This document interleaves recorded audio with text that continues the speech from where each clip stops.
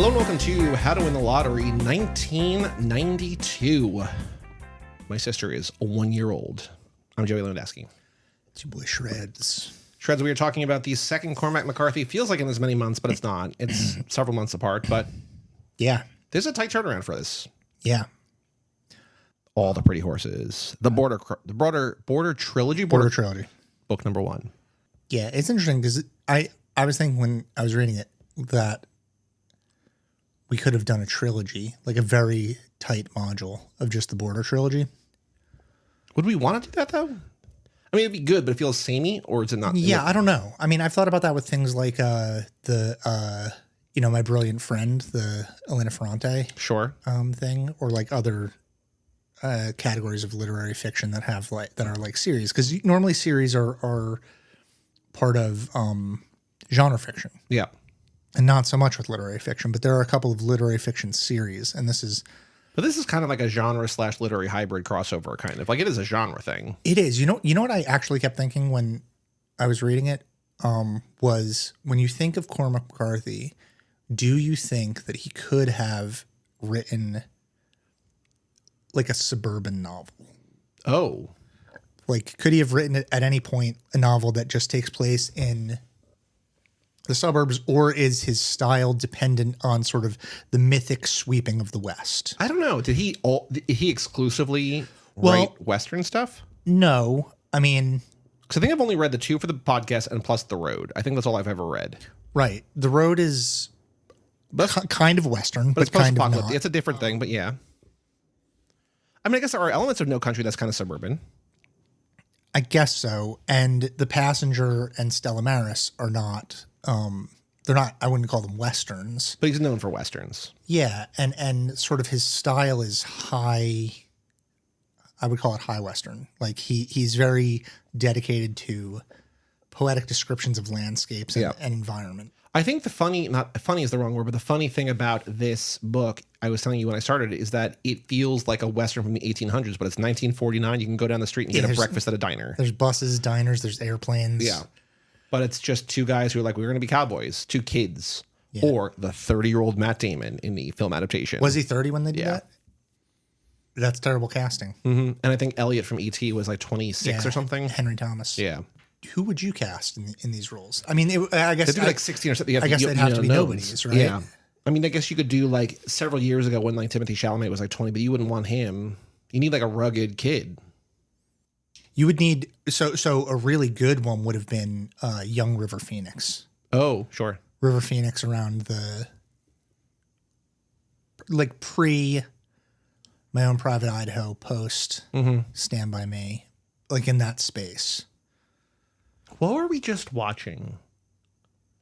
Where it was like that person is so old it's crazy, but like they were like 18 or something. Like, hold on, let me see if I can find this. Because like when Nicolas Cage started, like Nicolas Cage is like 19 in Valley Girl, like he's just like a man, right? Yeah. But there's sometimes just like, oh, like that's just like a fully grown ass dude. Oh, like in high school. Yeah, or like when like LeBron was drafted or whatever. Like there's sometimes like you get like an 18-year-old who's like, oh, that guy could be like a cowboy. Well, I mean that's sort of the point of what's his name in like 3 O'Clock High. Sure. Right. Or Adam Baldwin in My Bodyguard. It's like, oh, this kid is bigger and more adult than everybody else. Oh, it was Raising Arizona, where Nicolas Cage is 22 years old or 23 years old. Yeah. But he looks like he's like 40. Yeah. Also, the kid, I know you're not watching it, but there's like, I watched the first episode of the first season of Fallout, and like Ella Purnell's brother looks like he's like 45, but he's 31. But like he's just like, he looks like Elijah Wood looked 15 years ago when Elijah Wood like looked older. Yeah, it's like if you had ever, at literally any point, ever cast Walton Goggins as like a teenager also in Fallout or something. Yeah. I think that's probably why I thought of it. But it's like, this guy is old. Mm-hmm. There's no point when he ever was a teenager. So I got some 1992 facts for you. Yeah. And I tried to also weave them into, so I was looking sort of also for Texas or Mexico or cowboy or horse facts. I'm going to do badly at all this. No, it's not a quiz. Okay. Number 1 movie of 1992 was... Don't know. Aladdin. Yeah, okay. Do you know what won Best Picture in 19... I don't know if this is... I don't remember if it was the awards in 92 or the awards in 93, but for 92, but it is tied thematically, sort of, to this. tied thematically sort of to this. Dances with Wolves. Unforgiven. Unforgiven, okay. Number 1 Billboard Hot 100 Song of the Year from Philadelphia. Was it that Springsteen song? No, sorry, not from the movie, from the city of Philadelphia. Oh, is it Boys to Men? Uh-huh. Is it I'll Make Love to You? End of the Road. Yeah, okay. That's a bigger hit than I'll Make Love to You. Whitney Houston's cover of I Will Always Love You was released late in 92 and one of the biggest singles of all time. We talked about that. I think you guessed that the last episode of 91 from The Bodyguard. And then Nevermind released in late 91, but was all over the place in 92. Yeah. The Real World debuted on MTV in 1992. Los Angeles, right? I believe so. Mortal Kombat arcade release, the arcade release shocked parents and delighted gamers, and eventually led to the ESRB, where they're like, "Oh, maybe video games need ratings; that they can't just all be for kids." ABACABB, baby. Do you know what that is? That's the blood code. Oh, what? What does it say again? ABACABB. What does that mean? It's the blood code for Genesis. So you push those buttons in order, and then when you punch people, they bleed. Otherwise, it's clean. It's a clean game. There's no blood. CD sales soared, officially overtaking cassette tapes. And then here's a couple more Western things. The pilot of Walker, Texas Rangers being filmed, it would come out the next year, but they started, and apparently that was a kind of a big deal before it came out. Yeah. I hate that show. Jerry used to watch that show all the time, and man, it stinks. Is that Chuck Norris? Yeah.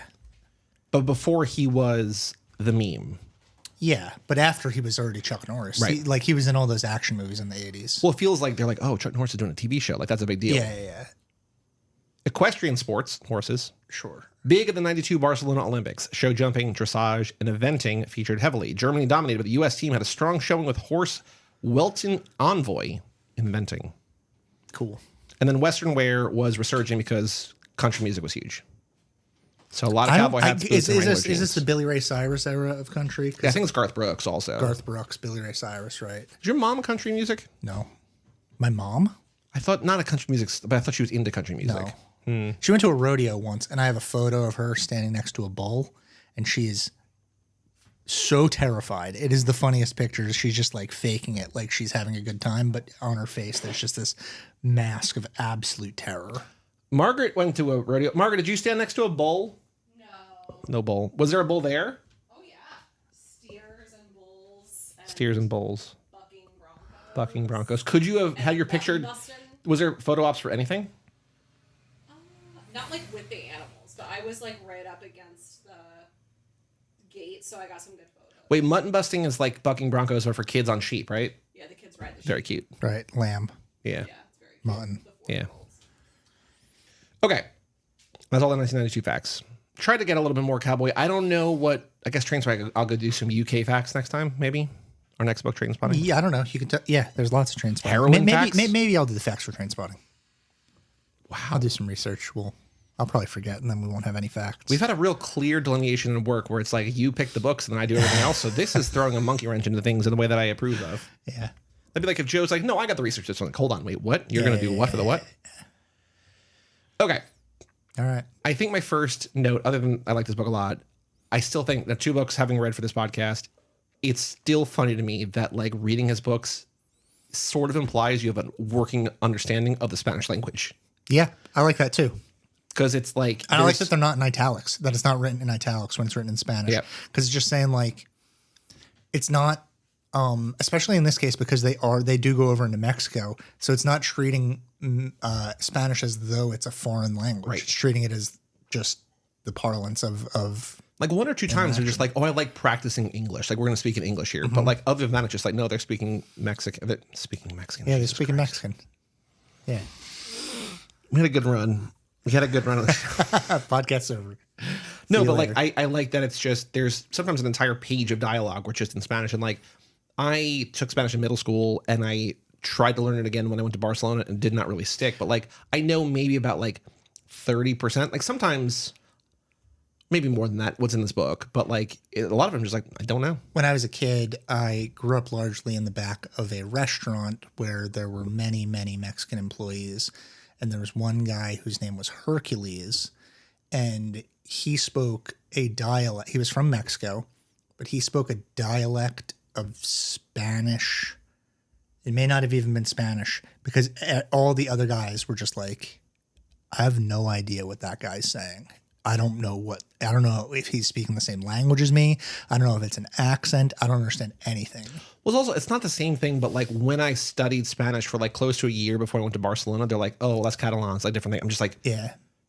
Fuck. come on, man. Yeah. But No, like still, it's similar. it's similar, but it's not the same. Right. But I don't know. America's like that too. Maybe not to that degree, but there's definitely, Like a boomhauer. yeah, there's definitely a difference in vocabulary Yeah. and certainly in accent and syntax. Sure. There's all sorts of different changes to those things. I But don't know. I It's do interesting. like that there's like a heavy amount of Spanish. I mean, it makes sense, but it's just like this is Yeah, it would have been inauthentic if that weren't the case. right. But it's good. But it's also like they also explain, or Cormac explains in the very beginning, oh, well, he was raised by like he grew up on a farm with a lot of Mexican workers Yeah. there, and so like of course he speaks two languages. Like and just like you're gonna have to keep up. I do like that there is a point where someone is like, oh, you had Mexican servants. And he's like, we didn't have any servants. Like you just work there. Yeah, we have people that worked, Yeah. like we all worked together. But I do think, was that the corrupt cop who was asking that? Maybe. Yeah. So he's also just trying to like, push buttons or whatever. So this is, we talked about the Border trilogy. This is the first book. Apparently John Grady comes back in the third book. The second book, from what I just read like a one sentence thing about each, is about a different man. And then they come together, both narrators, both protagonists are in the third book together. Yeah. So it's kind of a cool way to do it. It's cool because also, I don't know about you, I love John Grady. It's great. Like he's such a great main character, and I also found this book. I really loved this book, and I found it to be a really good antidote to Blood Meridian. Well, I think so. You had not read this before, is that correct? And we were talking, I think maybe on the last episode, or maybe after we recorded the last episode, like getting ready. We're like, let's give ourselves a little bit more time.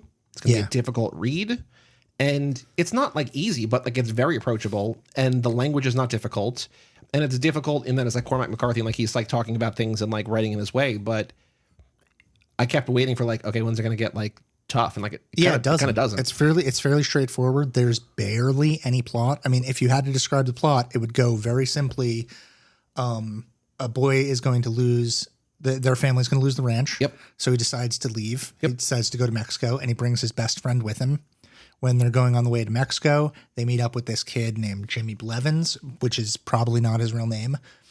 He has a suspiciously nice horse and a suspiciously nice pistol. and he's probably 13, if that. His friend, John Grady's friend Rollins, does not think that this kid is good news. He was correct. And he ends up being correct. Jimmy Blevins gets them into a little bit of trouble, loses his horse, goes back to steal his horse back. They get chased. Rollins and Grady go off one way. Jimmy Blevins goes another way. And then Rollins and Grady go to a ranch where they start breaking horses. Which they're very good at. They just become ranch hands. John Grady falls in love. John Grady falls in love. In the middle of the night, the police come and they arrest both Grady and Rollins. They get brought back. Blevins is there. They spend some time in prison. They fight a lot of guys in prison. Get Bailed out. after Blevins is killed. Grady goes back to the ranch. Eventually meets up with the woman that he loved, but she's agreed to not see him. That was the price of her mother, Her aunt bailing them out. And after that, he goes back to Texas, and that's it. Yep. Which is like a very, very light plot for what we've like. It's so much easier to describe than Vineland. So I thought, well, yes, for sure. Where Pynchon's just like, what's the most complicated way we can do anything? Yeah. I think what this book was about like power and about not having power, about being like young and not having a say and having your family home sold. Be like, well, I guess I got to leave. Yeah. And then be like, okay, I found a job. And then all of a sudden being arrested, not because you did anything wrong, but like for whatever, corrupt cops, or because you're maybe associating with a guy who like actually killed people or whatever. Yeah. Or maybe just the people who you were staying at the ranch with didn't want you to be there anymore and like had you picked up, arrested, whatever. Yeah. Also the crime, like a little bit, the crime of miscegenation, right? He shouldn't be. I guess it's more a class thing than it is that he's white and she's Mexican. But the idea that like he shouldn't be with this girl. Right. And also, like, when he's like, I didn't do anything wrong, they're like, well, there's always crimes that Yeah, don't have a name. We could pin anything on you if we Right. wanted to. And then being bailed out again, not through anything you did, but like also not being able to be with the woman you love because the stipulation is that you're out because she's not going to see you. But then pivoting to like the power to not kill the sheriff, to do things with like a moral and just moral compass or whatever. And then I think that conversation at the end with the judge where he was just like, I feel bad about this. The judge is like, you did not, basically you did nothing wrong. Like, what were you supposed to do in that situation? This is that is where the book like turned for me. It's really weird for a book to turn for me in the last, because that's not even the last quarter. That's the last 20 pages. You said to me the last like 30 pages are great, and I had like 50 pages left, and like it becomes like an action book for about 20 pages. I'm like, was he off? Like, was the last 50 pages? But like the action kind of stops. And like it's just like he's like, what did I just deal with? And like he has like a moral reckoning for a while. So the thing. Okay, so here's why I really like this book, because I view it again as an antidote to Blood Meridian, because Blood Meridian is so nihilist, and it is so saying that Blood Meridian came out first. That was in the 80s. Blood Meridian came out first. Okay.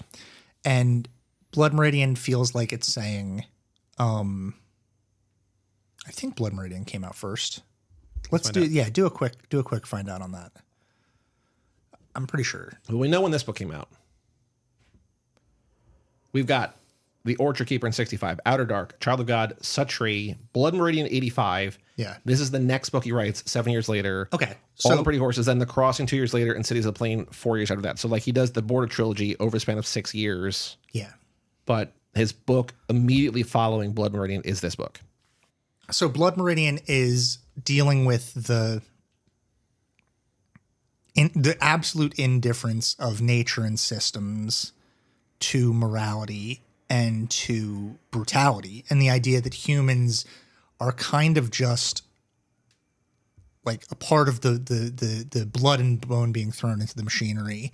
And it's about the original sin of westward expansion and the killing of Native Americans, the guilt of the parties involved in that, but it's also about the indifference of the parties involved in that, and how the judge is just a larger than life symbol of the myth making of America and just evil incarnate. Yeah, and the ability to absolve oneself because these are just the turning wheels of history. And to me, John Grady being a person that all of that stuff can be true. Yeah.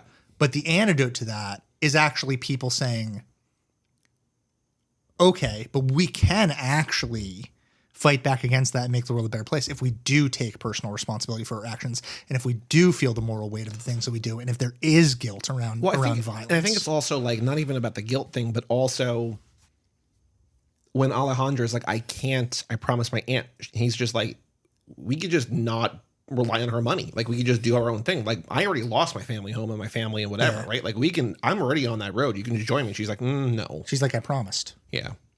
Which is also a different thing. Like also valid, whatever, right? But also, lived experience versus who knows. And so that conversation with the judge at the very end, when he gets absolved of all of his crimes and he's allowed to keep the horses, but he goes to the judge and he says, I liked in that scene where he basically is like, let me read you a story called All the Pretty Horses. And like it's a half an hour recounting of like what we just read. He says like, I know you absolved me of everything, but I just want you to know that I'm not good. Yeah. I'm not the person that I don't want you to think that I'm a good person. And the judge is just like, it doesn't matter. Right. It seems like you're okay to me. And what are you going to? But I killed a man. And he's like, well, what happened if he's going to kill me? It's like, well, okay. Like, yeah. And then the really interesting thing there was that the judge asked him like, essentially like, was that person that you killed, was he a good boy? And Grady's like, yeah, I think he was. I think he was like a good guy. And he was also caught in this system. And yeah, maybe he would have killed me if I didn't kill him. But ultimately, like I killed a person that also was maybe a good guy. And so like, regardless of that, like it's a very pacifist, almost Quaker view of what violence is. Right.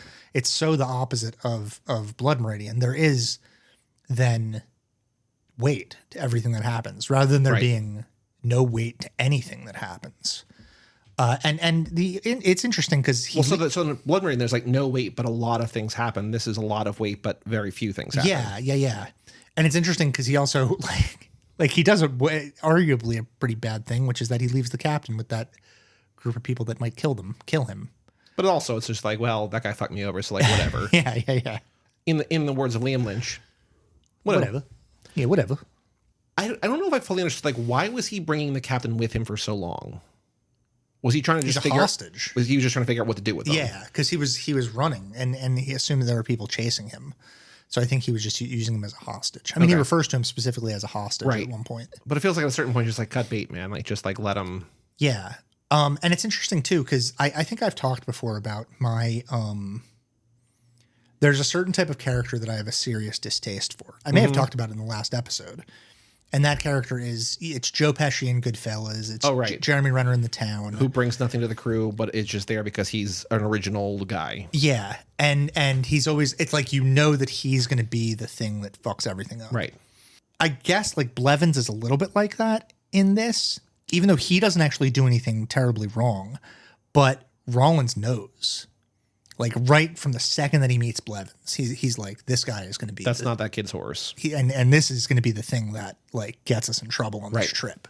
And Grady, because Grady is, I think, fundamentally good in a way that the judge is fundamentally evil, or the judge is not fundamentally evil, but fundamentally indifferent. He's an amoral character in an amoral universe, but Grady is a good character in an amoral universe. So Grady wants to give this kid a chance, and he wants to help him and defend him. And even at the end, he wants to do the right thing by getting that horse back and giving him back to Blevins' family.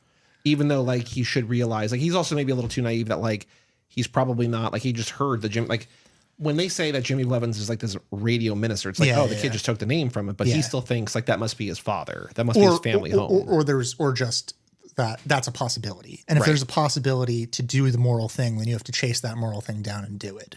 I do like, and I was saying this to you because I was reading the final few pages when you got here, was the conversation with that minister and his wife to me felt very, maybe because it's like summation of the themes over a meal, but the end of No Country, at least the movie, which I would assume that, because you said the book is basically the book is the almost movie. exactly the same. But like at the end when Tommy Lee Jones is telling his wife, or I don't know, not Tommy Lee Jones in the book, but Tommy Lee Jones, the character in the movie, is telling his wife about like this dream he had and like what it means and like how it sums up a lot of stuff. And it just feels like here he's just talking about like it's reinforcing a lot of like, I'm trying to do good, but there seems to be no, like I'm not getting any kind of feedback or payback. But there's also sometimes good people in the world too who also lost someone, or maybe they just grew up or whatever, and like people give you a hot meal if you're in the right place at the right time. Yeah. And it's also interesting because it is a turn back toward religion. Yeah. Whereas like the judge was also a preacher and was like always using biblical references and things like that. But this is a turn back toward religion as a moral force. Right. As something that can be used to sort of keep the ocean from your door, rather than something that can be used as a means of excusing the brutality by saying, like, by invoking God's wrath and things like that. Which is always, at least for Christianity, that's always the two sides of Christianity that we're dealing with in America, is that there's like the group of people who are like, we should have food banks and we should, and we should reach out and help people, and you can come here and confess, and it's always safe here at church, and you should feel you can come here and get blessings and we'll help you through hard times. And then there is the other one that are like, God hates you. Yeah. And you should spend your life pleading with God to forgive you so that you don't burn in hell for forever. Right. I don't want to attribute motive to Cormac, but to me, all the Pretty Horses very much seems like his own response to Blood Meridian. Well, what's also interesting to me maybe about the minister in this is like, when I think of like radio minister, I think sort of huckster. Yeah, like sure. Righteous Gemstones or wherever, where it's like, I'm doing this for entertainment value, maybe to make $1, whatever. Not because I actually want to minister, but because I see this as a mass media way to reach a bunch of people to whatever end. And it invokes that a little with the, like famously, I think it's Jimmy Graham, but I'm not 100% sure because I don't know that much from radio preachers. But I think Jimmy Graham, like the former Saints tight end. No, Jimmy Graham, the radio preacher, is the put your hands on the radio guy. Okay, and I think like he is a fraud, and so this invokes that put your hands on the radio. But it also seems like they're good people. Like it does. It feels like there's like a dichotomy there as well. Right, where there's which is I think like that's the point. Right. It's like these people are true believers, and true believers can be crazy, like devout in either way. Yeah, they can be a true source. Like if you're a true believer in Christ, a true believer, then I don't know, man. You're got to be trying to make the world better. There's no like. Is this a pivot point for the podcast? Are we turning new category in iTunes? Well, I mean the thing that I always that I. If I ever talk about Christianity with people, it's like the hardest part of Christianity to swallow, aside from transubstantiation, which is incredibly hard to swallow, because that water into wine, or body and bread into body, is the idea that Christ like allowed himself to be killed, and it's saying it's like such an extreme pacifism to say, like rather than this, you should allow your enemies to kill you. Right. It's very hard for anybody to swallow that as a philosophy. And that's like the work of Christianity, is like finding out how to get there, right. how to get to the point where you love someone so much that you can forgive them doing incredible violence to you. And I think if you're not Christian, it's very easy to and this is I'm not a believer. I'm someone who like has a very Marxist point of view, and so I often think of religion as an analgesic to stuff that, and it stops you from feeling pain, and that stopping from feeling pain removes the symptoms of all the bad stuff that you need to change. So I'm not advocating for this, but I don't know. I lost my train of thought. I was on one though. You were on one. I was on one. Cormac did it though. Yeah. I was looking at the quotes. The first quote I highlighted was about Blevins. The boy who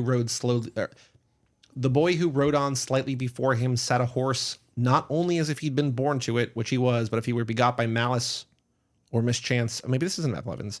In some queer land where horses never were, he would have found them anyway. That might have been about Sounds Rollins. Or Grady. Because Grady's like a prodigy at breaking horses. He's a prodigious rider, and there was a thing where I thought it was funny where they're like, well, I'll break all these horses in 3 days. So like, you're not going to break all these horses in 3 days. And like, that could be like a whole... You think it's going to be what the book's about. Yeah. From that point. Well, because for a while also, like, aside from waiting for it to get like difficult and dark, and I know that Egg also wrote about what was fearing this was going to turn into, because I read the first line of her email. I was also wondering, like, at what point... Actually, let me read Egg's email and we can talk about it. But like, at what point is this going to reveal what the plot is? Yeah. Because there's something that is very, like you were describing before, light in plot, but not really meandering. Like it's linear, and it's not just like, oh, we're just like hanging out. Yeah. Because like things keep happening. It does seem like the plot of the book is going to be them breaking those horses, though, especially because it's lent that impression from the title.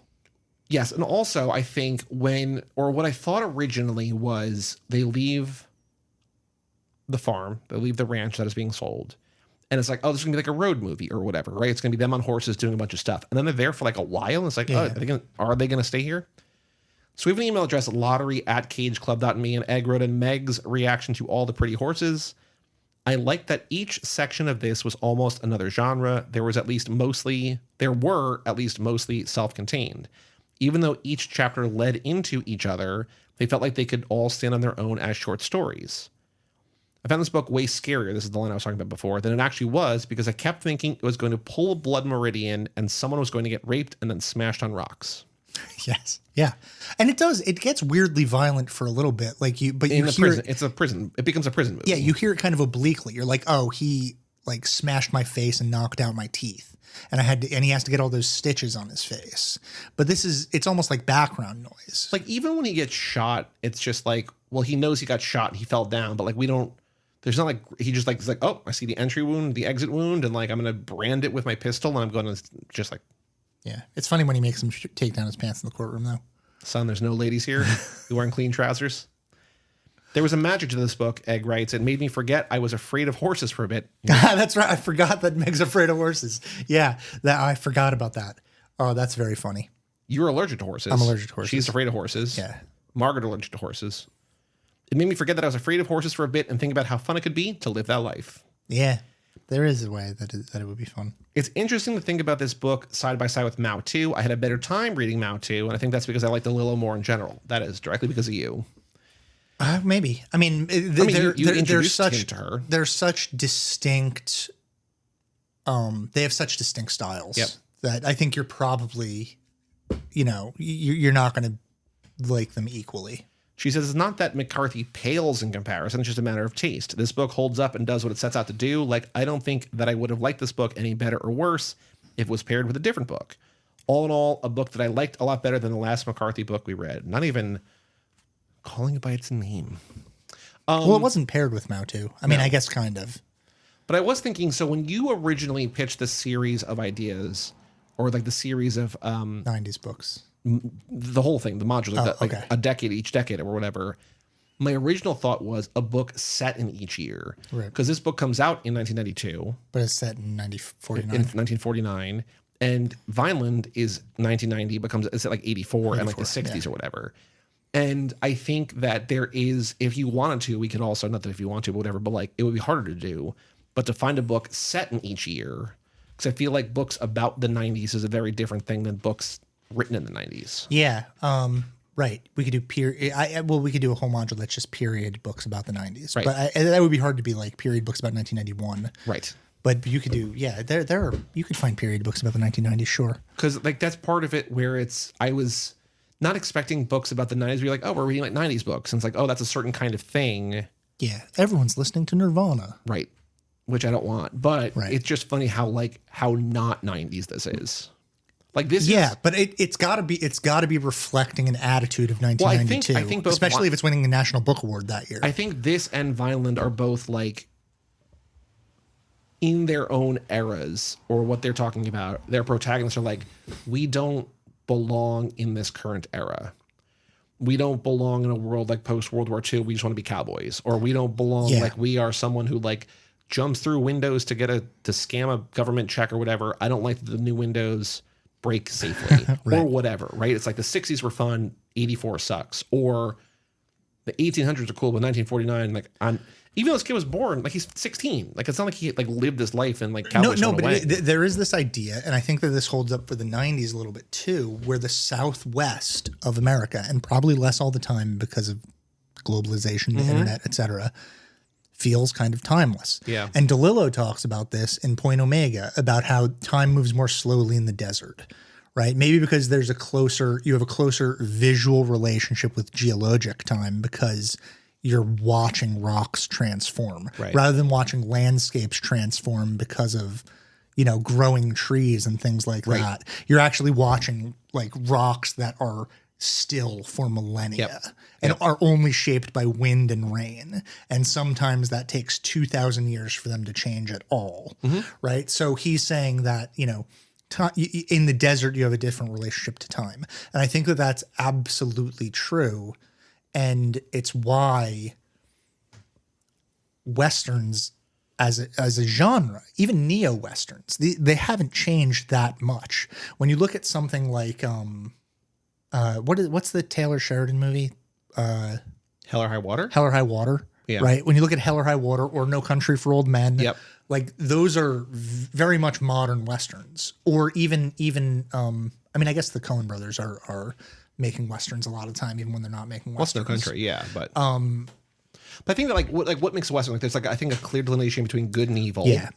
There or at least not good and evil, but like right and wrong, right? Like morality. Because like a modern Western isn't like they're on cowboys, like or on they're not cowboys on horses, like they could be like bank robbers on bikes or cars or whatever. Right. That's there that's an interesting question. I would say Maybe it's be more like feel than anything else. People maybe taking justice into their own hands or think something like that, right? Yeah.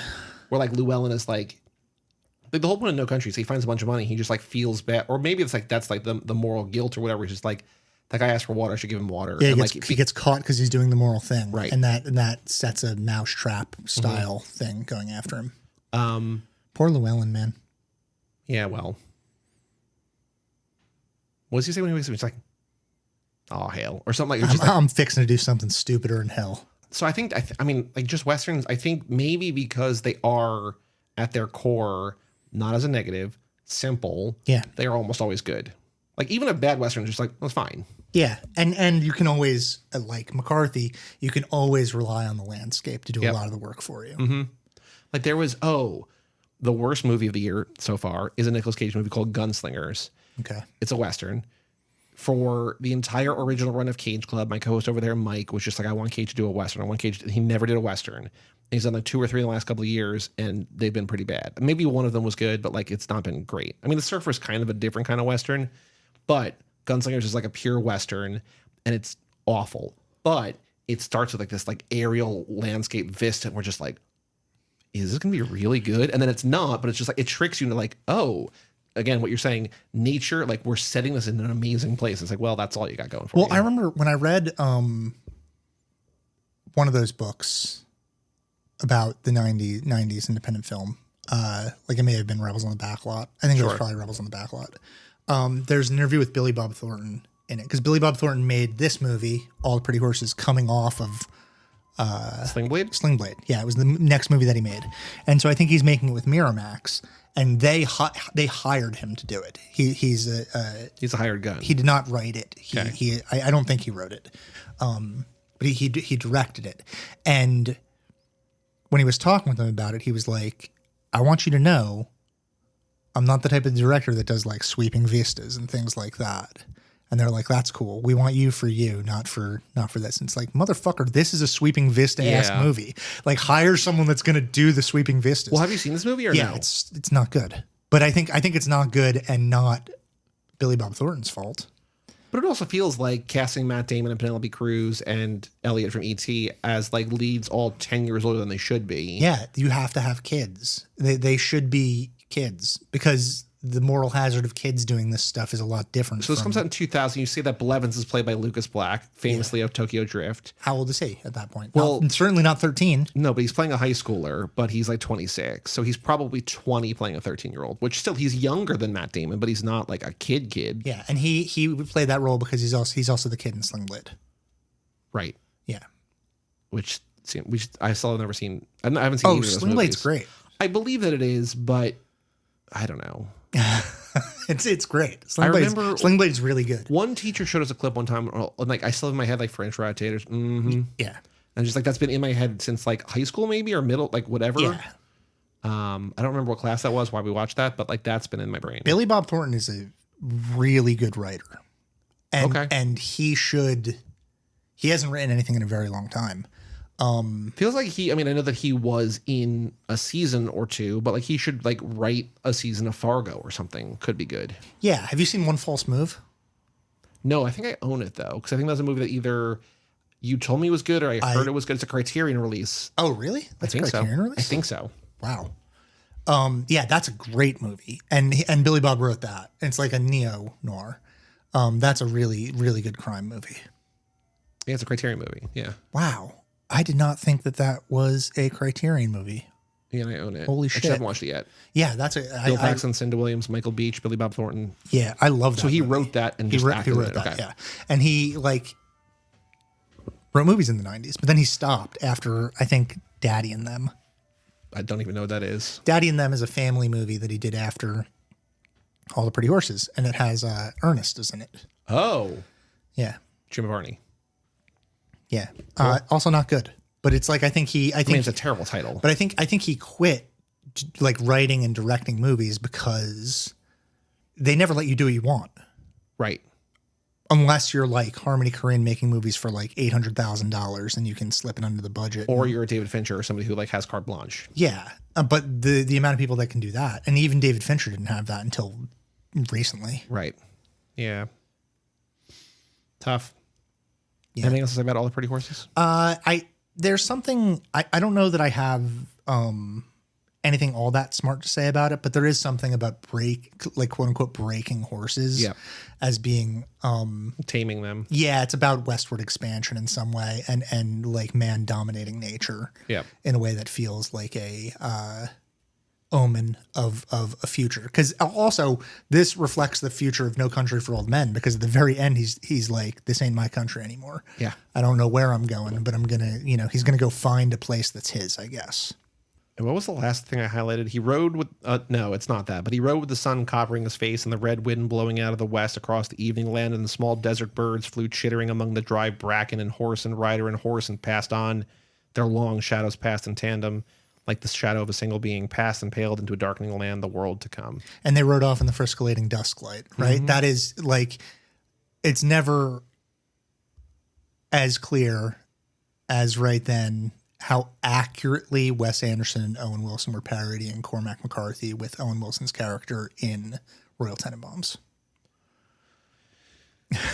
Where is your country? Said, I don't know, said John Grady. I don't know where it is. I don't know what happens to country. Yeah. But there is also one other thing I highlighted. I think it's the Krupp cop, maybe. Do you remember his name? No. Emilio Perez. All right. Which makes me wonder if that at all. No, I doubt it. It's not. Academy Award winning film. Yeah. I don't think the people that did that have read Amelia Cormac Perez. McCarthy. Do you know that there was like Mexican filmmakers who did like a 30-minute rebuttal to that? That's basically like, we're going to make a movie about what we think France is like. Yeah. Yeah. Because, Apparently it's very ridiculous. good. Or it's I don't know if it's very good, but it's like worth seeking out if you can get your hands on it or whatever. Yeah, because that's like, I don't know. There's something There's something that's definitely interesting about a foreigner going to a place or not going to a place. Because Lars von Trier has done this a bunch. I don't think Lars von Trier has ever been to America, and he's made a bunch of movies about America. There's something really interesting about that, and you can do it really skillfully, and it exposes something about the way that other places see your country. But it's also a very, very tight needle to thread. You have to, it can go wrong so easily. And I think Amelia Perez went wrong. In many ways. Yeah.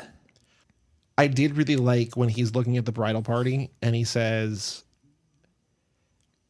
they stood on the steps for their photograph to be taken, and in their antique formal wear posed there in front of the church. They already had the look of old photos in the sepia monochrome of a rainy day in that lost village. They'd grown old instantly. And it's just like, I guess that's maybe like they have no future. Like they're just going to live and die here in this town or whatever. But there was a thing that what I liked was that after he gets bailed out of prison and he's on his way back to the ranch and he stops with those kids, and he's like telling the kids the story, and they're like, boy, you are fucked. Like, you are, because like the older girl's like, maybe there's hope. The little boy's just like, no, you're done.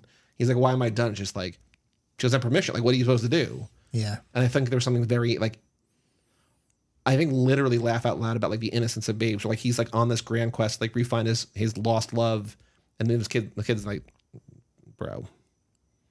I want to address something that Meg said, which I think is accurate and goes back to Blood Meridian, which is that this book always does seem like it's going to be more violent than it ends up being. Yeah. There's that threat because Cormac has shown us that he'll do it. Like in the same way that like when you're reading a Stephen King book, if there's a baby crawling near a well, you never feel like that baby's safe. That baby might fall in the well. Right. Well, I mean, also, if you lay out what happens in this book, it is very violent. It's just not described. But like Blevins is let off and executed in the middle of the woods. Mm-hmm. There's multiple prison fights and stabbings and stuff like that. Yeah.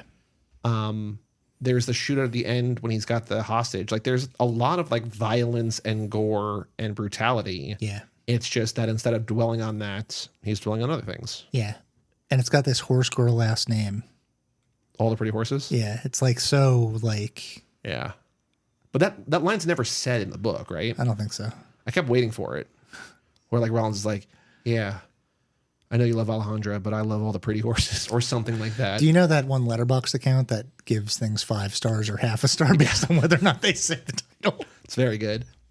I feel like, again, not having seen the movie, I feel like the movie might say the title. It'd be very funny if like he's just like, no, we're gonna say the title. Yeah. The wine scenes were like, no, this is fine, but you have to say the title. The titular line guy incarnate From Upright Citizen Brigade. on Miramax. Keep reading. Today's crime is horse thievery. Obviously. Whoa. Theme song.